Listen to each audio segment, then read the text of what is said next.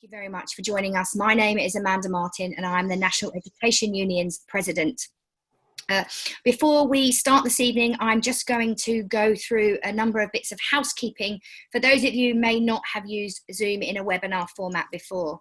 So firstly, just to let you know, this call is being recorded and the chat and the questions are being saved so that we can let other people that can't be on the call see it, but also so that we can use your information and your questions to help us form union policy. There is a behaviour code that would have been posted into the chat. Please make yourself familiar with that. And it's what we ask our members to adhere to when we are using Zoom calls. As I've said, we are in a webinar only format, which means you can only see the panellists and you'll only be able to hear from the panellists, but we absolutely want you to participate. So there are two ways you can do that. One is using the chat function, which you're all greatly doing. And yes, my necklace says Pompey Bell and it's from Etsy, but also, it's really good to see you chatting, sharing information, and our tech team will post links and answers to some of the concerns about what we're talking about and where we might be able to find that throughout this call. And also the other way we want you to participate is through the questions and answers button. If you want to ask a question, please put your name and where you're from. Please try and wait for Mary and Kevin to give their introduction first of all, as they may well answer some of your questions as we go.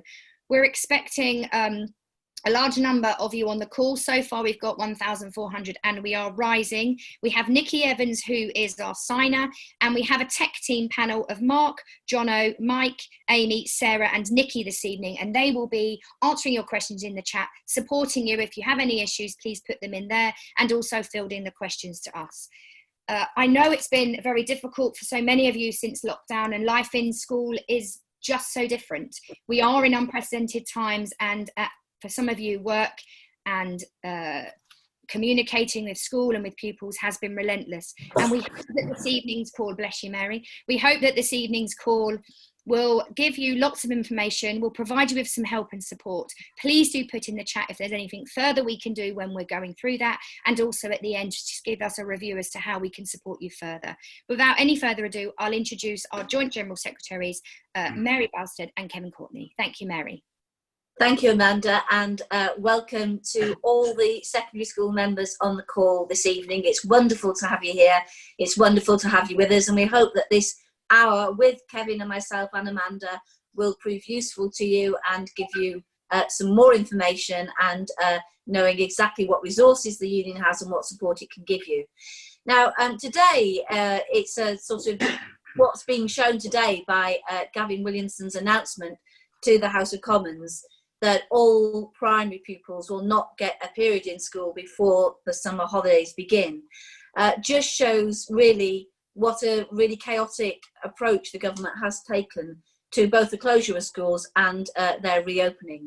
It was absolutely clear through the last few weeks that it was not going to be possible, with the rules on social distancing in school, with the requirements for deep cleaning, with the requirements to have half the number of children in a class.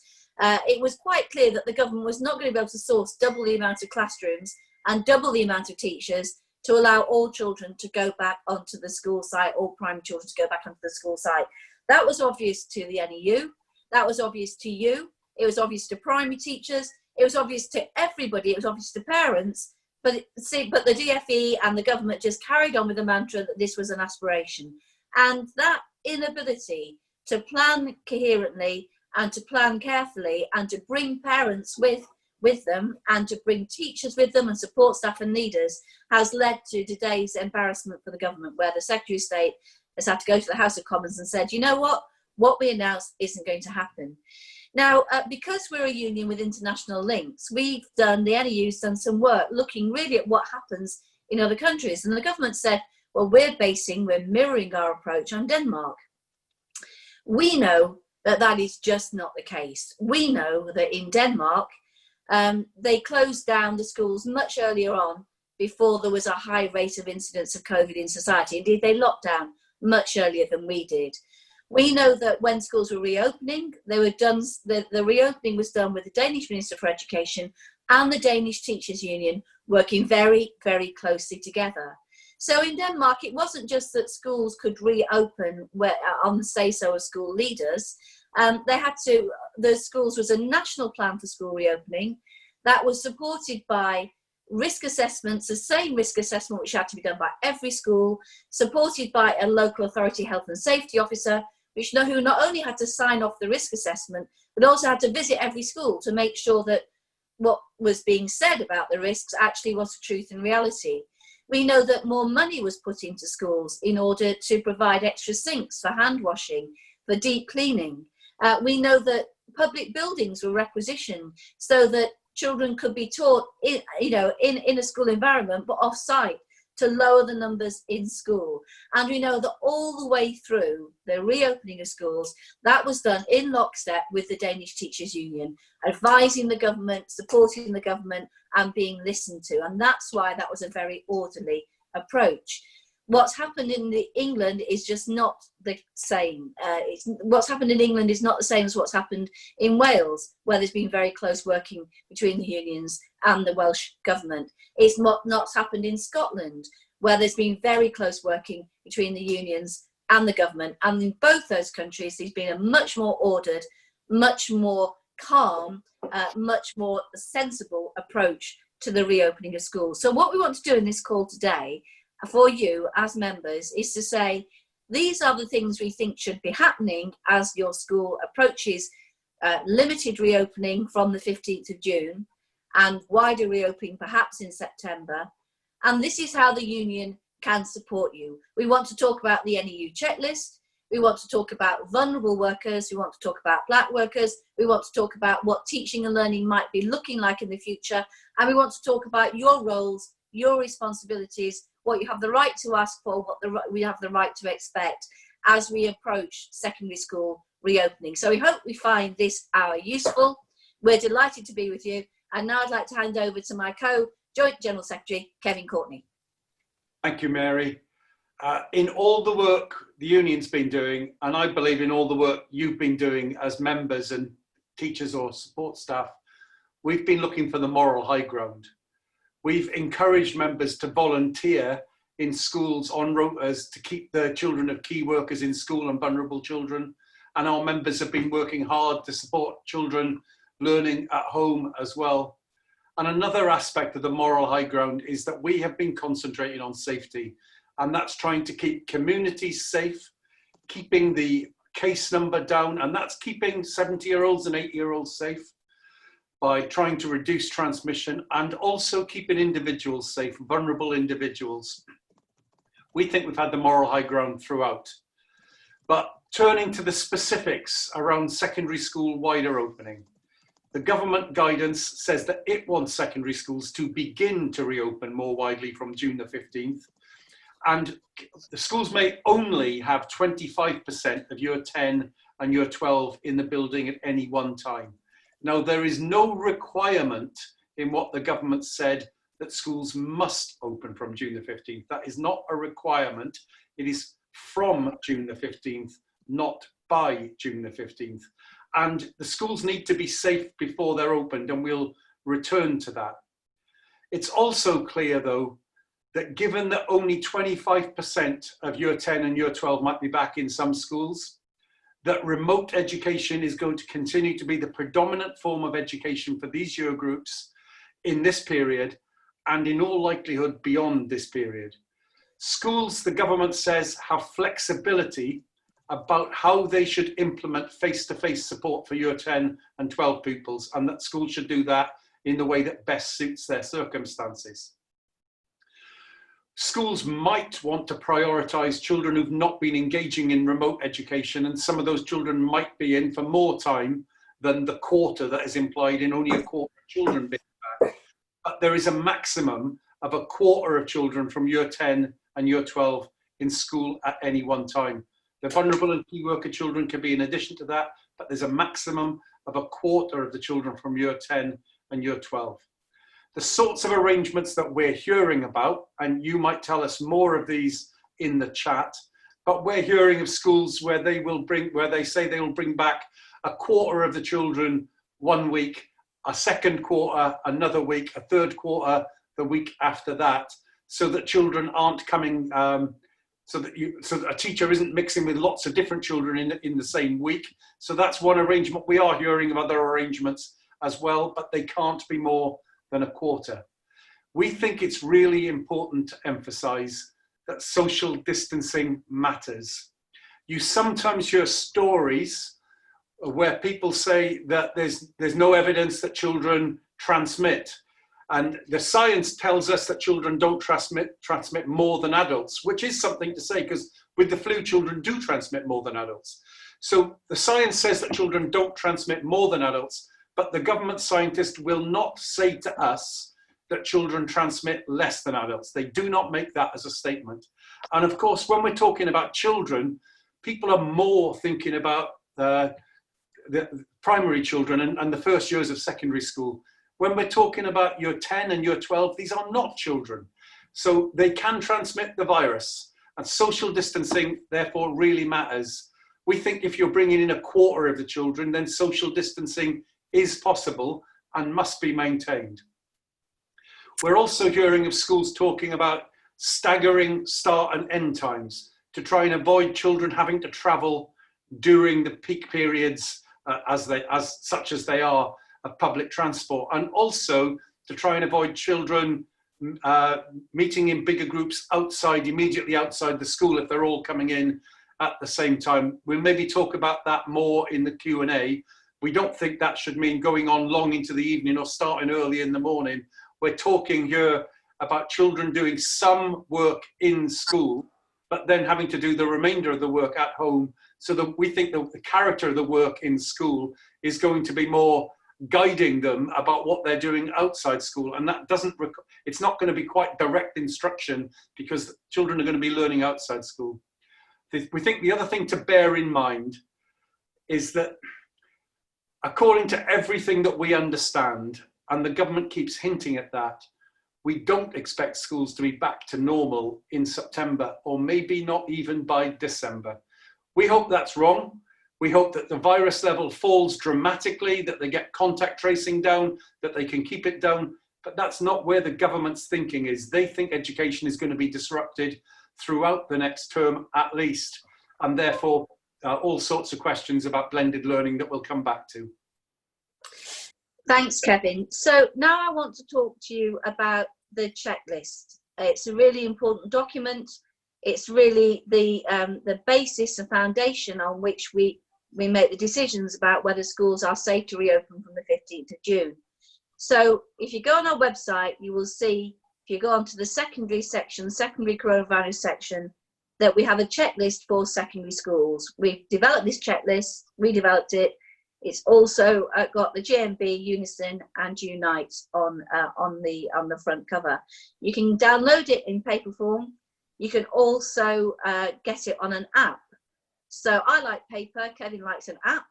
And so, you can do a different process. The advantage of the app is that as you're filling it in, we can then get real-time information about what situations in schools, what's being done effectively in terms of safety, and what's not being done effectively, and we get a better idea of the state of play. We're asking the reps in your school to take the checklist to whichever manager is responsible for health and safety and to fill in that checklist. If you don't have a rep in your school, we would like you to become a checklist monitor. What we're asking you to do is take the responsibility of getting the checklist filled in. So it's for you to go along, we'll support you in doing this, for you to go along to the manager in charge of opening school, in charge of health and safety, and to fill in the checklist with them. It's very straightforward. It's divided into different categories around the health, around all the issues around reopening. Is there social distancing in school? Is there cleaning? Are there lidded bins in the classroom? Are there staggered start and end times? Is there a one-way system around the school? So that we're not asking anyone to do this to be health and safety experts, but if there's no rep in your school, it would be great if you could become a checklist monitor and get the rep filled in, get the checklist filled in. We're saying very clearly that every item on the checklist needs to be complied with, needs to be ticked yes, before the school is safe to reopen. So this isn't something where you do 90% of it and it's fine. All the items in the checklist are really vital. And the reason that we can say that so confidently is the way we've constructed the checklist is to take the DfE's requirements, add some strengthening bits around social distancing and around cleaning and around the protection for vulnerable staff and staff who live with vulnerable relatives, and then we've turned it into a checklist. So this is what the DfE, what the government says should be the requirement for all schools for them to open safely. And if you are unable, if the checklist isn't able to be complied with, then as members, get together with your rep, or if not rep, get together as a checklist monitor and write a letter. We've got a model letter on our website to write to the head to say these issues are not being complied with and therefore the school isn't safe to reopen. If you don't get anywhere there, then you can contact your branch. The branch contact details are on the back of your membership card. We've also got regional offices which you can contact and an advice line. So there's plenty of support for the rep in your school or for yourself as checklist monitor to get that checklist completed so that you know from the 15th of June, your school is complying with government guidance about the safe opening of schools. Thanks, Mary. I want to say some words about vulnerable staff. I said earlier on that we're concentrating on safety, trying to stop community transmission. That's trying to keep everyone safe. 70-year-olds and 80-year-olds who have nothing to do with schools are being protected by reducing the amount of community transmission. But we also want to think specifically about how we protect those of our colleagues who are at much higher risks of a very poor outcome if they contract COVID.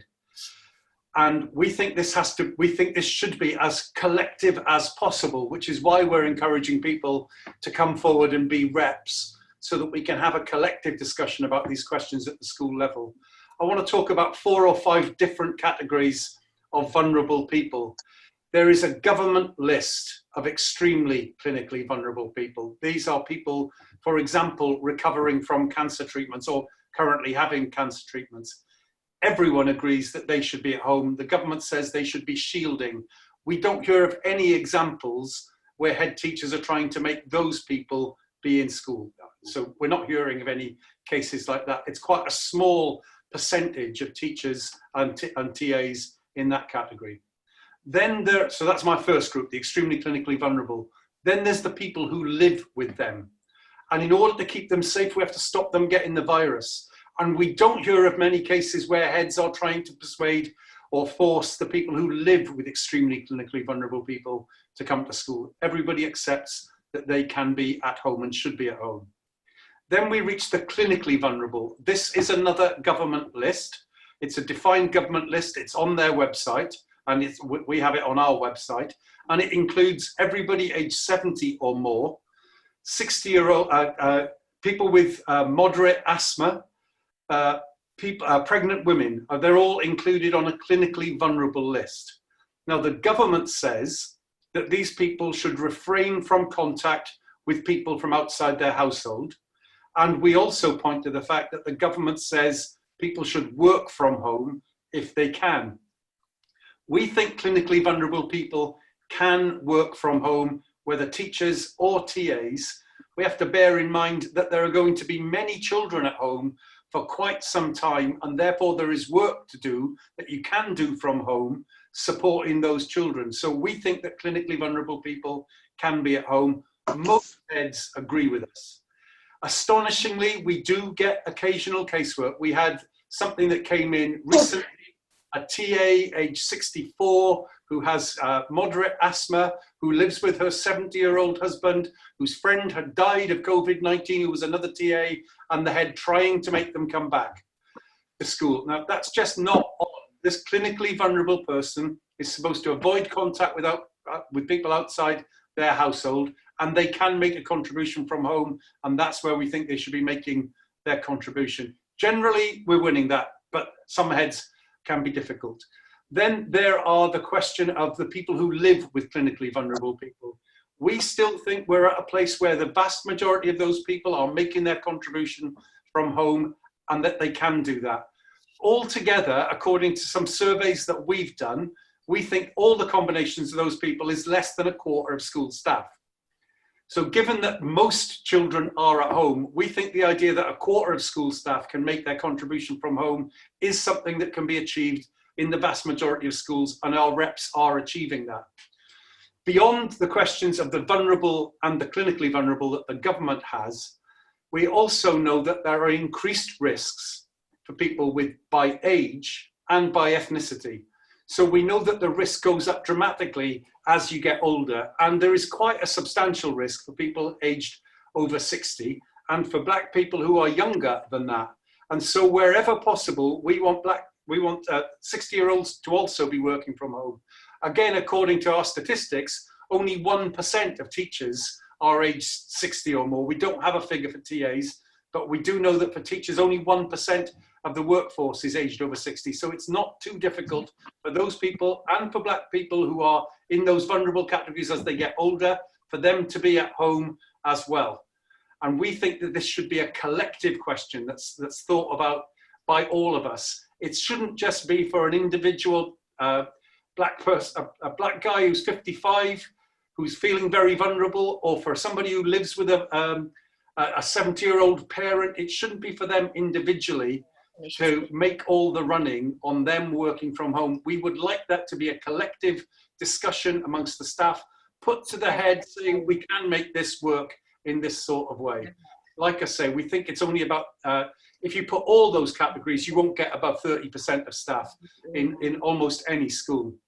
So we want reps to support people in putting in letters and for a collective discussion. I just need to say something about this now famous bit of legislation, Section 44 of the Employment Act 1996. Now, this section conveys some legal protections on workers who refuse to work in unsafe places. And under that legislation, there is protection against detriment, including pay deductions, and against dismissal.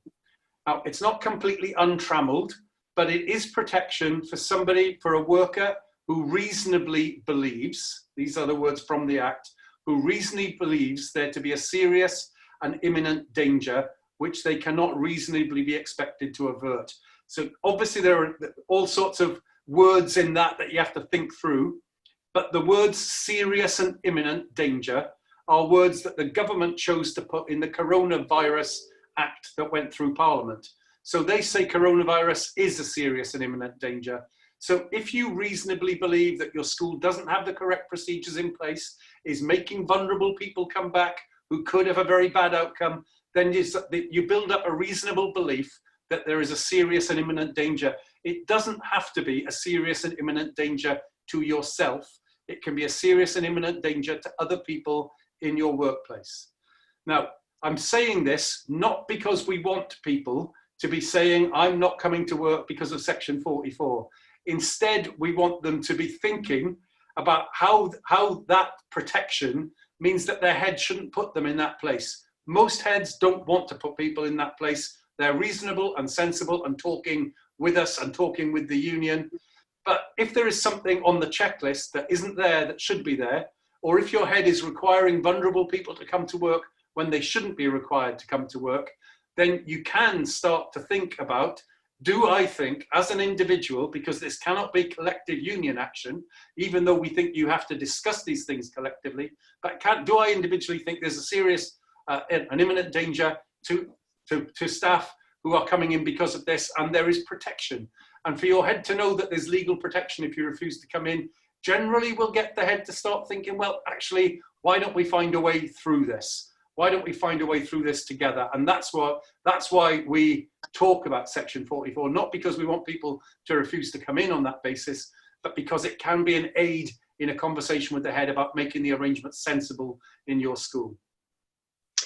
So thank you, Kevin. So today on our website, we've published new guidance for vulnerable members or those who live with vulnerable staff. It's very good guidance. It's going to be sent to you in an email as well. So if you are in that category of being vulnerable, then we have the guidance, we have your legal write. We have model letters for you to send to the head. So that is very, very good work, which is out today, which will support you in that. We also know that many black staff feel particularly vulnerable because the Fenton Review tells us that black people are disproportionately affected by COVID-19. As Kevin said, age is the most significant risk factor, but given the same age, given the same comorbidities, black people are nearly twice as likely more to die of COVID than white people, and men are more affected than women. So we produced a fact sheet, Coronavirus Crisis, What You Need to Know About Racial Disparities in COVID-19. We also know that black staff are much more likely to work in communities which serve deprived areas. And we want this unequal level of risk to be taken into consideration with the government's response to coronavirus and its suppression of transmission. So we're engaging with the government about this. We're engaging with the government about racial disparities and COVID-19 and the specific risks of black staff, black teachers and black support staff. Black staff who are being pressured to go into work who have an underlying health condition and feel they're vulnerable and at risk should speak immediately to the rep in your school. If you don't have a rep, contact our advice line. And we have a letter on the website that these staff can also use to send to their head teacher. What we have to remember is there is work for everyone to do. There is work to be done on the school site, but the children are going to be, young people are going to be working at school and at home for a long time to come yet. So there is work for everyone to do, whether they're working on their school site or they're working at home. As the barrel rate's lower and as the risk gets less, then this situation may get better. We don't know how long that will take, but it's not going to be lasting forever. But whilst there is still high rates of transmission, while the R rate is still very high in some areas of the country, then black staff who are vulnerable and vulnerable staff should not be pressured to go into work. We want to finish just by talking a little bit about blended learning and about the teacher's role in that. And I'm going to hand over to Kevin to begin that. And the Scottish Government is working very closely with our sister union, the Education Institute of Scotland, on proposals for blended learning. We would like the Westminster Government to be working with us on that. But in the meantime, we are developing our own guidance on blended learning, and we are doing this with a lot of input from our members. Our basic principles are that once schools are that slightly bit more open, teaching and learning must be, our guidance will be looking for it to be safe, for it to be fair, for there to be realistic expectations and for it to be manageable. And on the safety question, once schools are that slightly bit wider open, we still have to be concentrating on social distancing. That might mean also implications about trying to not have as many subjects taught, but to teach in more bigger blocks of learning. So there are less mixing of children with adults. We do have to think a bit outside the box about how to do that. And we're looking at guidance on that. It has to be fair. And we have to bear in mind that many children, disadvantaged children, are much less likely to come back to school. Lots of them will come back, but they'll be less likely to. And that will often be because in their family, they've got a parent with a comorbidity who's got diabetes, or they're living in a multi-generational family and they've got a grandparent living at home with them in close quarters. And so it's going to be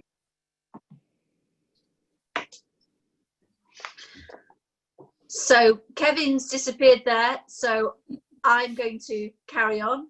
So, you know, it's got to be fair. We've got to ensure that as many pupils as possible can access blended and distance learning. We've also got to be realistic. Social distancing and splitting classes will mean that education can't be the same as it was before lockdown. At least initially, there'll be many classes with only a handful of pupils attending. So pupils are more likely to be spending time on individual or group work. But what that cannot mean, and this is the final point about being manageable, it cannot mean that teacher workload is more than it is now. Teacher workload was unmanageable before this crisis. Teachers worked more unpaid overtime than any other profession. So it cannot be the case that teachers are working in school teaching real classes with real pupils, and then doubling their working time by doing online learning, which we know takes a lot longer, using new technologies. The whole discourse is different. The classroom, the pupils aren't in the class. You can't see them. You've got to do much more explanation. You've got to think in teaching the lesson in different ways. And when we've done these calls, many members have said, I'm expected to teach and then do online learning, and I don't have all the hours in the day to do that. That is an unreasonable expectation. You already do more unpaid overtime than any other profession. You simply can't be required to in the person and then do online learning as well. That has to be counted into your working hours. Kevin is back, so I'll just finish off this bit. I'm delighted to see him back. So what we want to know finally is we will support you. We will support you in this wider return to secondary schools from the 15th of June.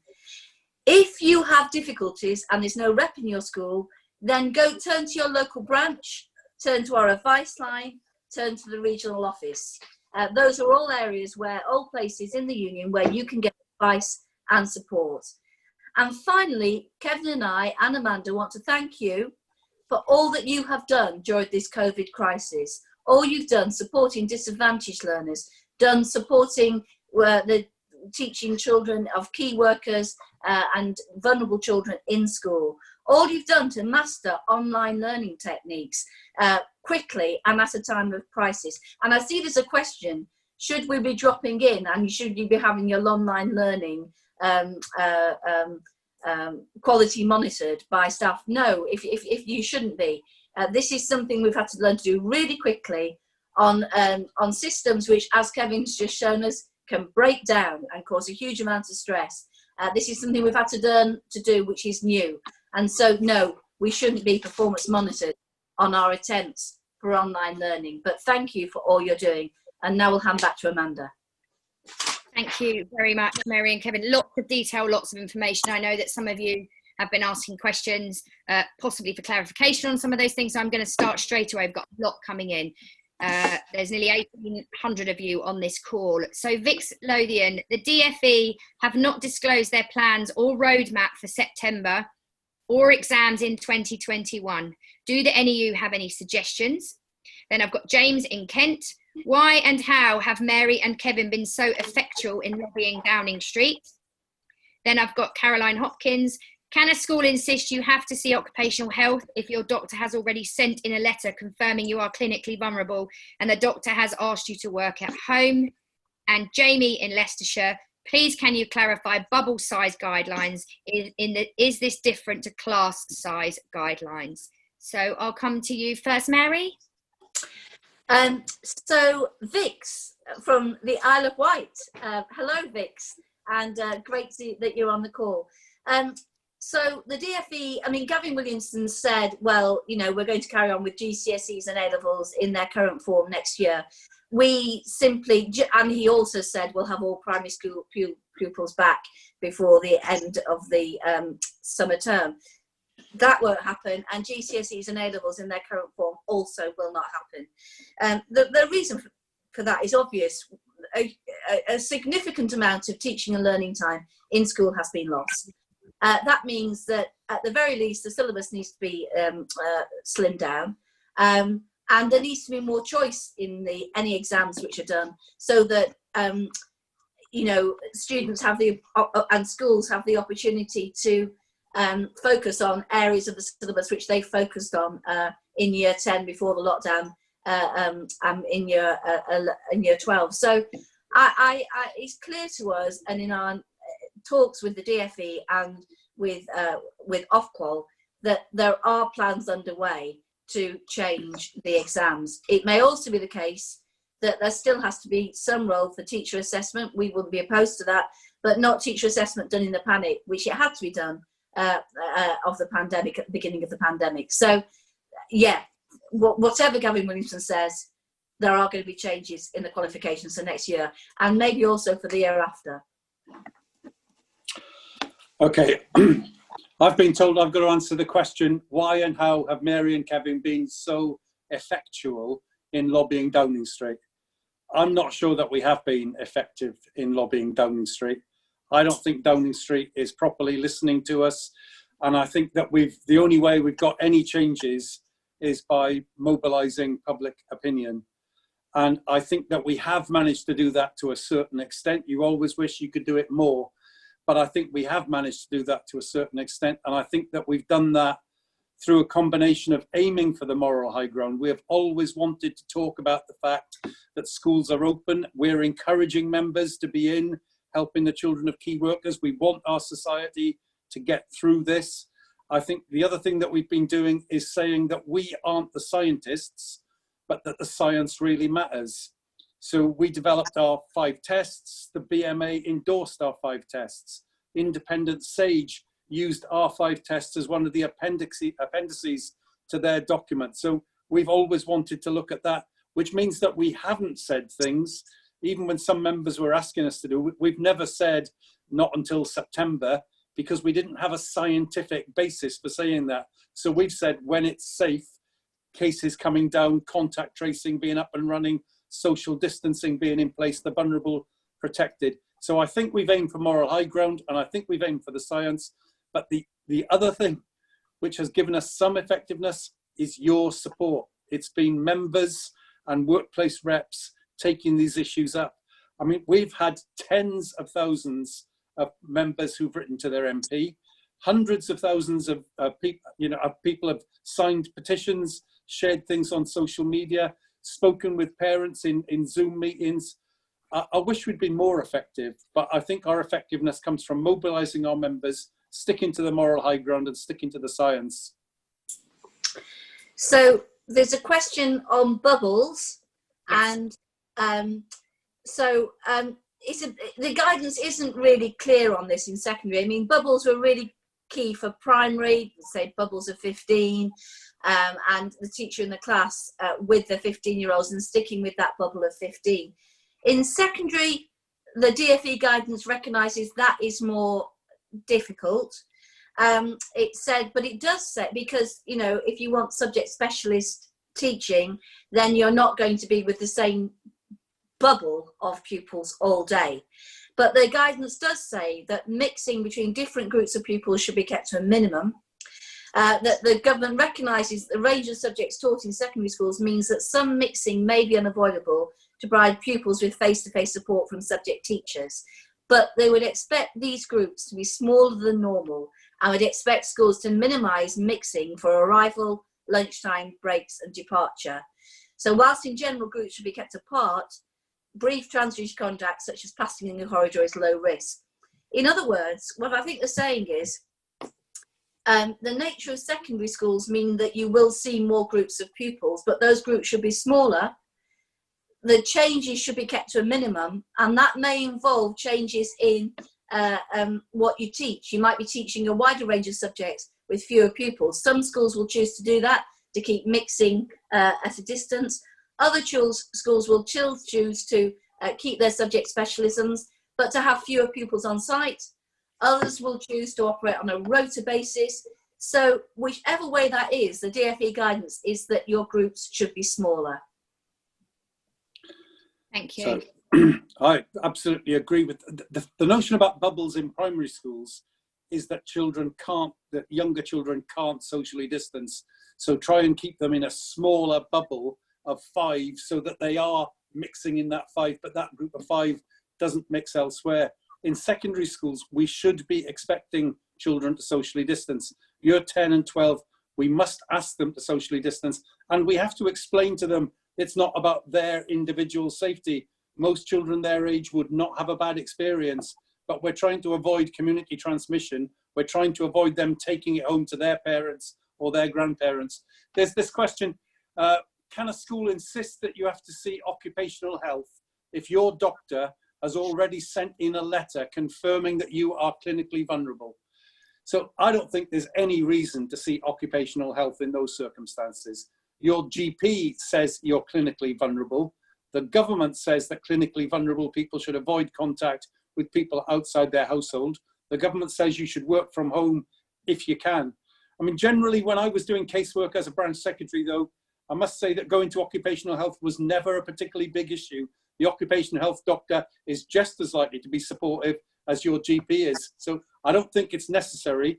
It wouldn't be the end of the world if your head kept insisting on it, but you either are on the government's clinically vulnerable list or you're not, and the occupational health doctor cannot take away the fact that if you've got one of those categories, then you are on that government's clinically vulnerable list. Thank you, Kevin. And they're not cheap, occupational health. So you need to be asking your school, why are you putting funds into something where you're going to get the same answer? And I think that's a conversation to have back. And if you do have an issue, please contact your rep with regards to that. Okay, I've got some more questions. Luke Dixon, will teachers be made to work over the summer break? Fabian, I'm from the BAME Black cohort in my school. Should the risks facing us be included in the risk assessments? Benjamin in Lancaster, we've just begun delivering via Microsoft Teams. We have been told to expect drop-ins where other members of staff could unannounced pop up within the lesson to have a, wow. So I just have to say, wow, while I'm reading this, to have a look at what's going on. As a head of department, I'm also being requested to complete work scrutiny on the lessons that are being delivered. Where does the union stand on this? Very questionable. And then Hannah Rees, what mental health support will be seen being pushed for, not just for staff, but for pupils following COVID-19? So I'll answer the first one. Will teachers be made to work over the summer break? No. Gavin Williamson has said in the House of Commons that teachers will not be made to work during the summer break. I have to say that is something that the NEU negotiators pushed very, very hard for in the negotiations we've had with the government, and it has been accepted that teachers have been working extremely hard, both in school and online. So no, that won't happen. And if I take the question about Fabian's question, he says, I'm from the BAME cohort in my school. Should the risks facing us be included in the risk assessments? Absolutely, they should. In the union, I'd like to say hello to Fabian. In the union, we use the term black generally to mean all everybody affected by racism, oppressed by racism, and we're saying that black people, their risks must be in the risk assessments. We chased down the government on this, on the question of what the evidence is. The government sent us a letter saying that schools have to be sensitive to the needs of black staff. Those words aren't anything like good enough, but it does tell you something, that the government is saying that head teachers must be sensitive to the needs of black staff, black children and black parents. So how do you demonstrate sensitivity without putting it on the risk assessment? You're not demonstrating any sensitivity unless you put it on the risk assessment. We have also been chasing the government to put out data on how much more black people are affected. And we've been chasing that down more than anyone else, I think. And they published the Fenton review. This was after we threatened them with judicial review over the school opening because they didn't have that data out. They published the Fenton review last Wednesday. And it's important, you know, we talk about statistics here. We're talking about real people who've been really have been badly affected by this. But on the statistics, they have different statistics for different ethnic groups, but they say Bangladeshi people are twice as likely as somebody the same age as them to have a negative outcome from COVID-19. Now, if you're a younger person, it's twice quite a small risk, and it's still quite a small risk.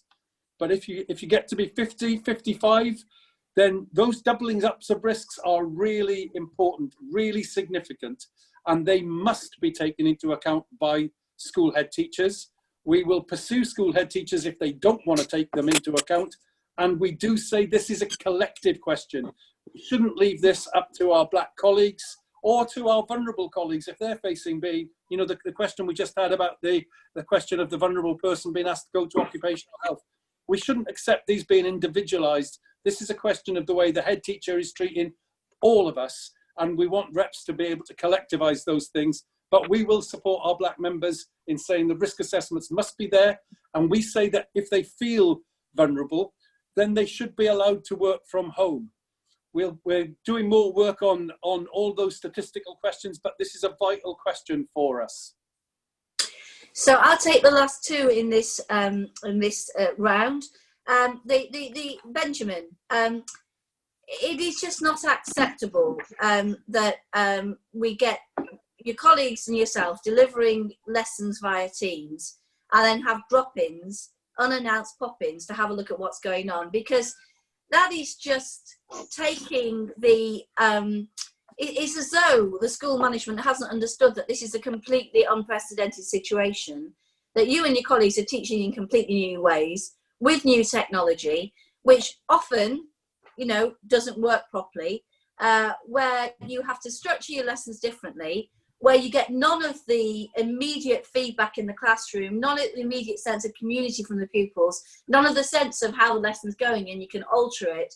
And the idea that on an online lesson where your class is remote, you get pop-ins to see how effectively you're teaching, it is just not humane. It is not acceptable. It is very questionable. And really, you need to get together as a school group with your rep and just say, this isn't on.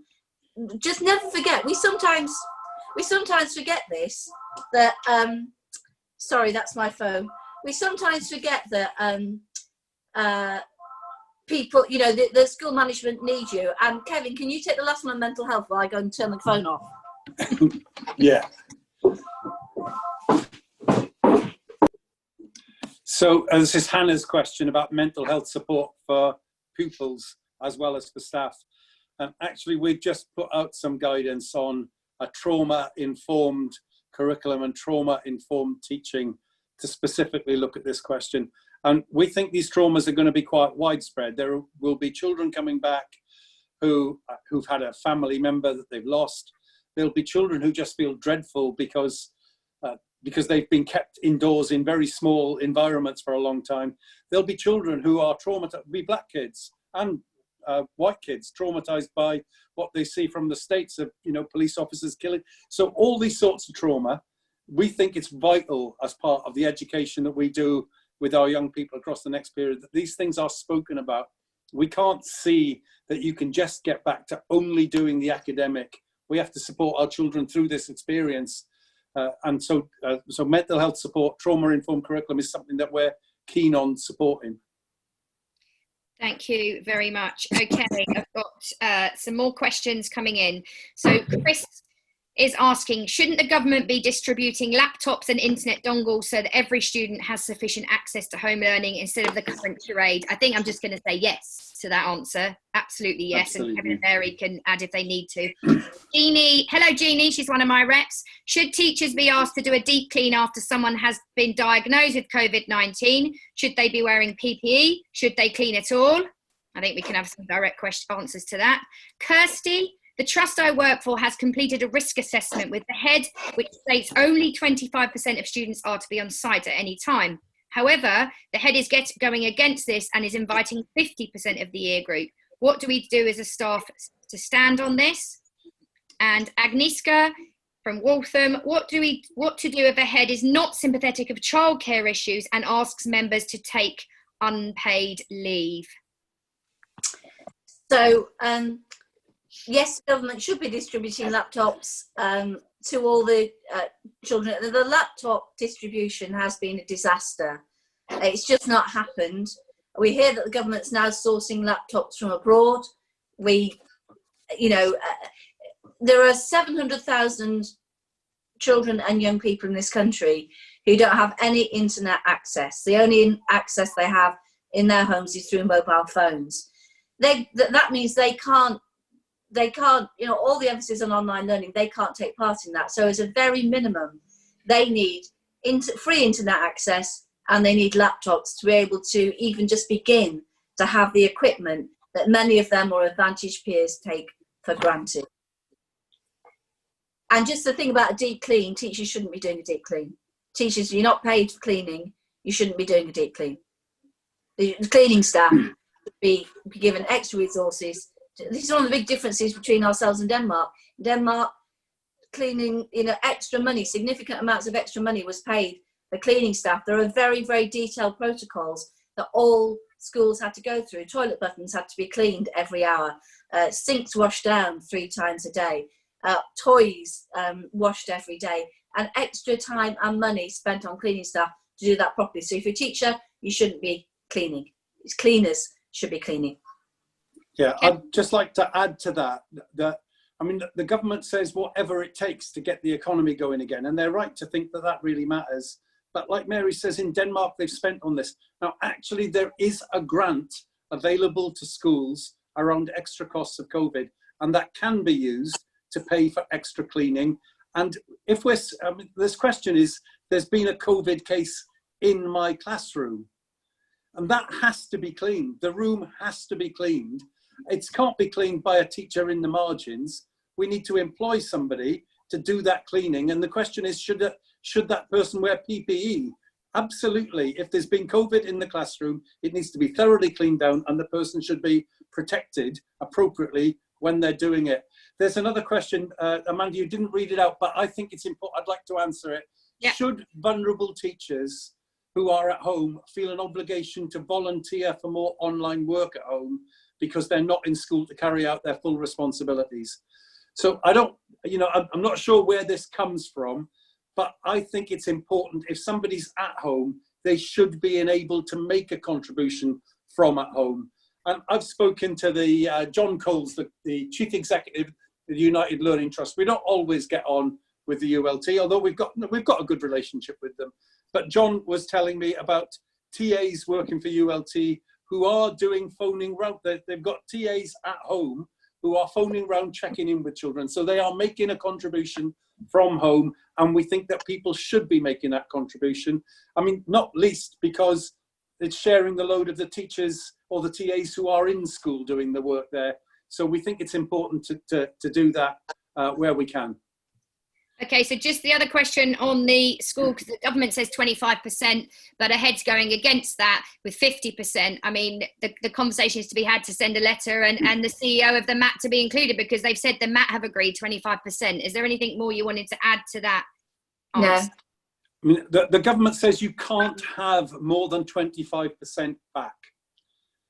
Now, I mean, I guess you could be doing a poll of 50% and saying how many will come back and getting 25% back because parents aren't sending the rest back, but you can't admit more than 25%. It has to go up through a process. You have to tell the head, we're not happy. You have to, it's a maximum of 25%. And did we get the question about childcare as well, Amanda? Yes, you did. So this is, I think this is a little bit tricky, and I'd like to know what people's responses are to this.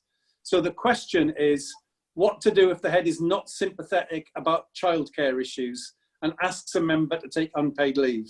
So we're not in favour of unpaid leave as a solution in any circumstance. But if your child's school is admitting children, we think it's okay to send your child back. And I don't know if people think that's in contradiction. We think schools shouldn't be opening more widely because we want to stop community transmission. But it's not because we think individual children are at risk. The science doesn't support the idea that children are, I mean, there are these Kawasaki cases, but they seem to be very small. So we think that it's okay for children to be back at school. The problem with kids being back at school is the contribution to transmission. So we don't think it's a safe place to stand to say, I don't want my child to go back at school, and therefore, and then to use that as the argument about why you can't be back in school making your contribution. Thank you. And we be interested to know what people think about that. Yeah, and I think that if people could put that into the chat. We have only got 3 minutes left, so I think we've probably got time just for one more question. And I think this is important. Laura has asked, should we be told if children or staff in school have suspected COVID-19? We were not told this information prior to lockdown. Should schools close immediately? Are we expected to continue until diagnosis is confirmed? I think it's important that we know as soon as somebody is thought to have symptoms. We want the government to help us out on this. We want people tested and we want the result back within 24 hours. But if we aren't getting that, if we've got symptoms and we're not getting a result, I think you have to assume that the symptoms are COVID-19. That's what we say to, if somebody in your family gets symptoms, you have to self-isolate. There's no question about whether that person is tested. If they get the symptoms, you have to self-isolate. And the same thing should apply in these circumstances. we want the testing to be quick so that we know whether the person has got it. If somebody has that temperature, that cough, that loss of taste, then you have to assume that's COVID-19, or 2 out of 3 of that. You've got to assume that it's COVID-19, and we have to stop the transmission of this horrible disease, and that means people being at home. Thank you. Mary, did you want to add anything? I need to unmute. No, sorry, I don't know how to turn this phone off. It's been plaguing me. Okay, yeah, absolutely. And I think that should form part of your risk assessment. What happens in an outbreak should be on your risk assessment, so that everybody knows the flow chart of what happens if COVID-19 is suspected to be had, what happens, and that should absolutely be in your risk assessment. Okay, we've got 1 minute left, and I just want to say a huge thank you to all of you. I always say that the union is the family you should choose to join, and you are in massively good company. We've had over 20,000 new members since the start of the lockdown. We've had 2,000 of those have become reps, and if there isn't one in your school, you heard Kevin and Mary talk about how you can become a COVID rep, or if not, we've had 1,600 people fill out the checklist and ask and take that on board as to be something they are doing in their school. We know that in your schools, you've had over 300 bits of evidence and information. We know that very much of this has been repeated, has been coming late, has been contradictory.